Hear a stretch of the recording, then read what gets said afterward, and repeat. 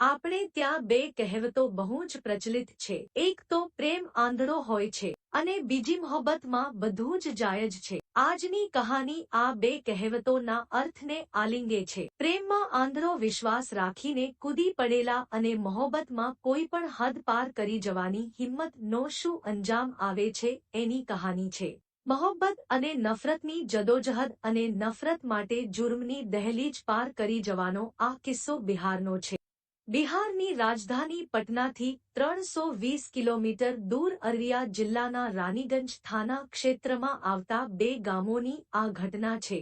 એક ગામનું નામ બડૌવા અને બીજા ગામનું નામ રહરિયા. આ બંને ગામ વચ્ચે લગભગ 35 કિલોમીટરનું અંતર. બડૌવા ગામ સાવ અંતરિયાળ, ત્યાં ગરીબ અને મજૂર વર્ગ વધારે, જ્યારે રહરિયા ગામ એના પ્રમાણમાં ઘણું સુખી સંપન્ન અને ત્યાં દબંગ લોકો પણ ઘણા હતા. બડૌવા ગામમાં એક પરિવાર રહેતો હતો. ઉમેશ યાદવ, તેમની પત્ની મીના યાદવ, બે દીકરાઓ નાનુ યાદવ, મનુ યાદવ અને એક દીકરી. રહરિયા ગામમાં ઉમેશ યાદવના સાસુ સસરા અને સાળા રહેતા હતા, એટલે કે તેમના સંતાનોનું મોસાળ હતું રહરિયા. ઉમેશ યાદવનો મોટો દીકરો મામાને ત્યાં જતો. અવર જવરના કારણે રહરિયા ગામમાં રહેતા રવિકાંત સાથે તેની દોસ્તી થઈ ગયેલી. એ જ્યારે પણ રહરિયા જાય ત્યારે રવિકાંતને મળતો. બંને ઘણો સમય સાથે વિતાવતા, પણ એ કદી રવિકાંતના ઘરે નહીં ગયેલો. આમ પણ એના મામાના ઘર અને રવિકાંતના ઘર વચ્ચે ખાસ્સું અંતર પણ હતું. નાનો પોતાના ગામમાં હોય ત્યારે ઘણી વાર રવિકાંત સાથે મોબાઈલ ફોન પર વાત કરતો. એક દિવસની વાત છે. નાનો એ રવિકાંતને ફોન લગાવ્યો. રવિકાંત સ્નાન કરવા ગયો હતો, એટલે ફોન એની બહેન આરતી એ રિસીવ કર્યો. નાનો અને આરતી વચ્ચે ઔપચારિક વાત થઈ. આરતી જાણતી હતી કે બડૌવા ગામનો નાનો એના ભાઈનો મિત્ર છે. નાનો પણ આરતી વિશે જાણતો હતો. એ પહેલી વાતચીતમાં બંનેને બહુ આનંદ આવ્યો, એટલે સહજ રીતે બંનેએ પોત-પોતાના મોબાઈલ નંબરની આપ-લે કરી. એ પછી નાનો ઘણીવાર આરતી સાથે મેસેજ, વોટ્સએપ અને ફોનથી વાત કરતો. 3 મહિના આવું ચાલ્યું. આ દરમિયાન બંને એકબીજાની ખૂબ નજીક આવી ગયા. એકબીજાને ક્યારેય મળ્યા ન હતા, માત્ર 2 વાર એકબીજાને દૂરથી જોયા હતા, છતાં પણ બંને વચ્ચે પ્રેમ થઈ ગયો. કદી રૂબરૂ મળ્યા નથી, વાત કરી નથી, આંખોમાં આંખ નાખીને જોયું નથી, એવા બે જણ એકબીજાને ગાઢ રીતે ચાહવા લાગ્યા. 19 વર્ષની આરતી અને 22 વર્ષનો નાનુ એ લગ્ન કરવાનો નિર્ણય લઈ લીધો. સમય એનું કામ કરી રહ્યો હતો.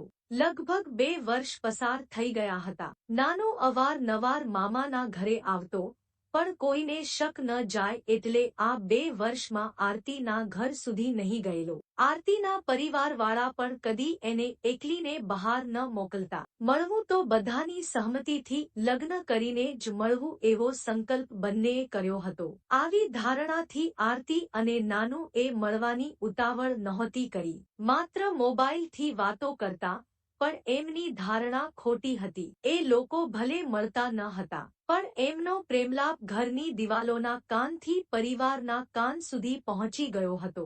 આરતીના પિતા ધીરેન્દ્ર યાદવ, ભાઈ રવિકાંત, ભાભી નીલા, માતા, સાસરે રહેતી બહેન ધરતી, જીજાજી પવન યાદવ અને બીજા સગા સંબંધીઓને આરતી અને નાનુના પ્રેમની ખબર પડી ગઈ હતી. એક દિવસ આરતીના ભાઈ રવિકાંતે આરતીને ઘરના ખૂણામાં લઈ જઈને ધમકાવીને કહ્યું, આ બધા ધંધા બંધ કરી દે. એ ગરીબડા નાનુનો અને આપણો મેળ કદી એ ન પડે, સમજી. 2 દિવસ પછી રવિકાંતે નાનુને પણ બોલાવીને ધમકાવ્યો કે હવે જો મારી બહેનનો વિચાર સુદ્ધા કર્યો છે, તો જ્યાંથી મારી નાખીશ. નાનુ અને આરતી ધ્રુજી ઉઠ્યા હતા. ઘણા દિવસ પછી આરતીએ ચોરી હુપીથી નાનુને ફોન કર્યો અને રડી પડી. નાનુએ એને આશ્વાસન આપ્યું કે ચિંતા ન કર, આપણે એક દિવસ જરૂર મળીશું, ઘરવાળાને મનાવી લઈશું. દિવસો વીતી રહ્યા હતા. આ સમાચાર ધીમે ધીમે બધે પહોંચી ગયા. નાનુના ઘરવાળા તથા મામા મામીને પણ આ ખબર હતી. બધાએ એને સમજાવ્યો, એમનો પ્રેમ કાચો ન હતો. બંને ચોરી છુપી મોબાઈલથી વાતો કરતા જ રહ્યા. આરતીએ કહ્યું માનતી ન હતી એટલે એના પરિવારવાળા ખૂબ દુઃખી હતા. આરતીને હતું કે એના પિતા ધીરેન્દ્ર યાદવને આ વાતની ખબર નથી, પણ એના પિતા પણ આ વાત જાણતા હતા અને ભયંકર ગુસ્સે ભરાયા હતા. આરતી ઘરની 4 દિવાલોમાં કેદ હતી, પરિવારનો પહેરો હતો. ગુસ્સાની આગ ભભૂકી રહી હતી, પણ એણે હાર માની ન હતી. નાનો પણ એને હિંમત આપતો કે એકને એક દિવસ એમનો પ્રેમ જરૂર સફળ થશે. અને ખરેખર એક દિવસ આરતીને આશાનું કિરણ દેખાયું. એની ભાભી નીલા સાથે એણે વાત કરી. એ એમને મદદ કરવા તૈયાર થઈ. આ ખુશખબર આરતી એ ફોન દ્વારા નાનુને આપી. નાનો પણ ખૂબ ખુશ થઈ ગયો અને જલ્દીથી લગ્નની વાત કરવાનું કહ્યું. આરતીની ભાભી હવે એને મોબાઈલ પર નાનુ સાથે વાત કરાવવામાં મદદ કરતી હતી. મહિનો આમ જ વીતી ગયો. 4 જુલાઈ 2022નો દિવસ હતો.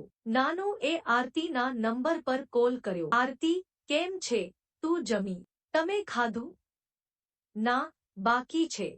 પણ એ બધું છોડ. તું કહે કે ઘરનું વાતાવરણ કેવું છે? બાબુજીને ખબર નથી. બાકી ધીમે ધીમે બધાને ખબર પડી ગઈ છે. બધા બહુ ગુસ્સે છે. પણ ભાભી એ આપણને મદદ કરવાનું કહ્યું હતું. એ શું કહે છે?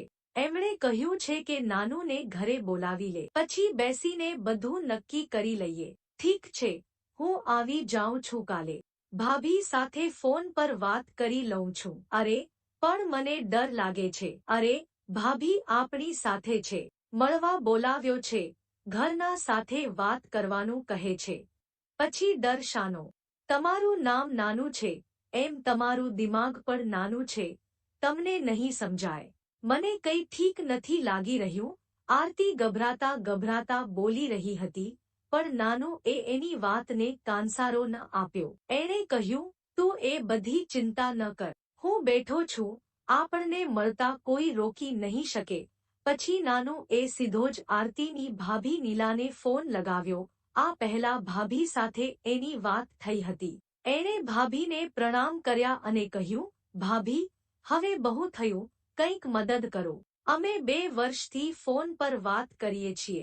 એકબીજાને મળવાની વાત દૂર રહી, પણ એકબીજાને સામસામે જોયા પણ નથી. અમારો પ્રેમ પવિત્ર છે, ભાભી. લગ્ન કરાવી આપો. હવે તમે એક જ સહારો છો.